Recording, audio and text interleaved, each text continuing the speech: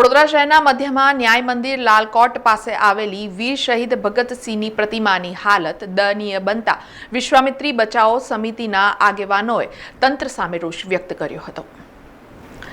વડોદરા મહાનગરપાલિકા દ્વારા શહેરમાં આવેલા મહાનુભાવોની પ્રતિમાને રિસ્ટોરેશન કરવામાં આવી રહી છે। જો કે વડોદરા શહેરમાં હજુ પણ અનેક મહાનુભાવોની પ્રતિમા દયનીય હાલતમાં જોવા મળી રહી છે। આવતીકાલે વીર શહીદ ભગતસિંહની પુણ્યતિથિ નિમિત્તે વડોદરા મહાનગરપાલિકા દ્વારા વડોદરા શહેરના મધ્યમાં સુરસાગર તળાવ નજીક ન્યાય મંદિર લાલકોટ પાસે આવેલી વીર શહીદ ભગતસિંહની પ્રતિમાને પુષ્પાંજલિ અર્પણ કરવામાં આવશે। જો કે વીર શહીદ ભગતસિંહની આ પ્રતિમાની હાલત પણ દયનીય બની છે, જ્યાં પ્રતિમાનું સ્ટ્રક્ચર પણ જર્જરિત હાલતમાં જોવા મળી રહ્યું છે। ત્યારે વિશ્વામિત્રી બચાવો સમિતિના આગેવાનો સ્થળ પર પહોંચ્યા હતા અને વીર શહીદ ભગતસિંહની પ્રતિમાનું પણ વહેલી તકે રિસ્ટોરેશન કરવામાં આવે અને સ્ટ્રક્ચરનું પણ નવીનીકરણ કરવામાં આવે તેવી માંગ વિશ્વામિત્રી બચાવો સમિતિના હોદ્દેદારોએ કરી હતી। આજે અમે ન્યાય મંદિર કોર્ટની સામે જે ભગતસિંહનું પ્રતિમા છે ત્યાં આવેલા છે।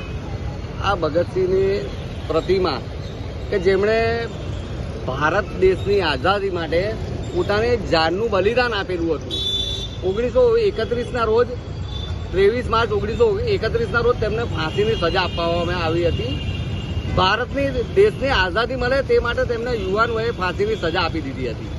આજે એમની પ્રતિમાની હાલત જુઓ તમે, જે એનો મૂળ રંગ જે કાળો હતો તે પણ ગુમાવી ચૂકી છે અને આખી પ્રતિમા લીલી થઈ ગઈ છે, છતાં પણ સત્તાવાળાઓને આ નથી દેખાતું। હવે આવતીકાલે જ્યારે શહીદ દિવસ છે ત્યારે એમના ફૂલહાર કરવા આવી જશે અને ફોટા પડાવીને રાજી થશે, પણ આ જે પ્રતિમા છે એની તમે હાલત જુઓ, એ તકતી પર નીકળી ગઈ છે। આખું સ્ટ્રક્ચર ગમે ત્યારે ધસી પડે એ હાલત છે અને આખી પ્રતિમા લીલી પડી ગઈ છે, એનો મૂળ રંગ ગુમાવી ચૂક્યો છે, છતાં પણ કોર્પોરેશનના સત્તાવાળાઓ તો કશું કરતા જ નથી। વિરોધ પક્ષ પણ આ બાબતે કશું બોલતો નથી, એ પણ મોટી દુઃખદ બાબત છે।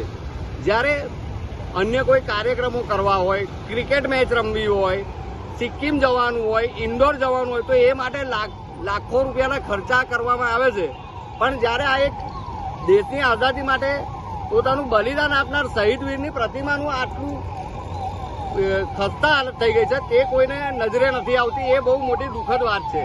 જેમ અમારા સંજયભાઈ અમારા સભ્ય એમ કીધું છે કે ભાઈ જેમ 1931 23 માર્ચે એમને ફાંસી સજા આપવામાં આવી છે, આજે તમે એમનું સ્ટેચ્યુની મૂર્તિની હાલત જો રંગરૂપ નહીં, કશું જ નહીં, તમે ફૂલહાર કાલે કાર્ય કરવામાં આવશે, ફૂલહાર કરીને એમને રાજી કરવામાં આવશે। અમે જ કહેવા માંગીએ છીએ કે ભાઈ થોડી ઘણી શરમ બચી હોય તો આ સ્ટેચ્યુને અને એનું આ સ્ટ્રક્ચર જે છે એ વ્યવસ્થિત કરીને ઊભું કરવામાં આવે। સમાચારોના સતત અપડેટ માટે TNN ન્યૂઝને YouTube પર સબસ્ક્રાઇબ કરી બેલ આઇકોન પ્રેસ કરો અને અમારી સાથે જોડાયેલા રહો Facebook, Instagram અને Twitter ઉપર।